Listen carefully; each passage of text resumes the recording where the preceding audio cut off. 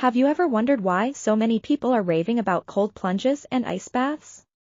From pro athletes to health enthusiasts, everyone seems to be diving into this icy trend. But is it just a fad, or does it truly transform your body and mind? Stick around, because in the next 30 minutes, we're diving deep, literally, into the science, benefits, and potential risks of cold exposure therapy. Let's get started. First things first, what exactly are cold plunges and ice baths? A cold plunge typically involves immersing yourself in water that's 50 degrees Fahrenheit or colder, while an ice bath goes a step further, with water temperatures as low as 32 degrees Fahrenheit, often filled with, you guessed it, ice. This isn't a new concept. Cultures around the world have practiced cold exposure for centuries, from Nordic countries to Japanese onsen traditions.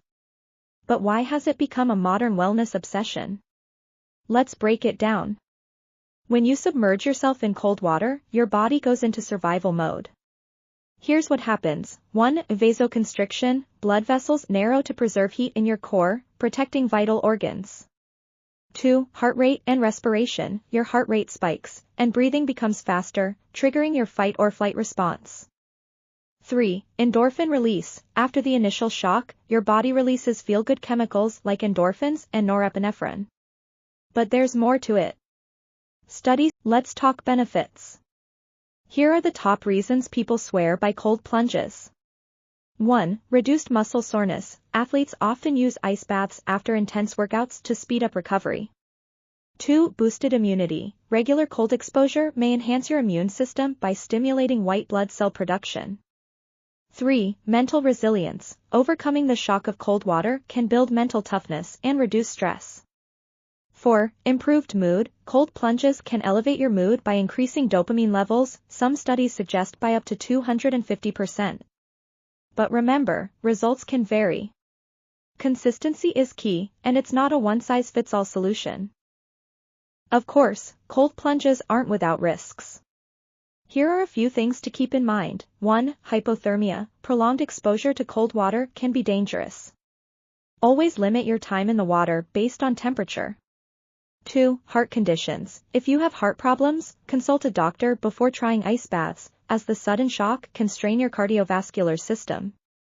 3. Proper technique. Never do cold plunges alone. Always have someone nearby in case of emergencies. Safety first, folks. Ready to try it for yourself?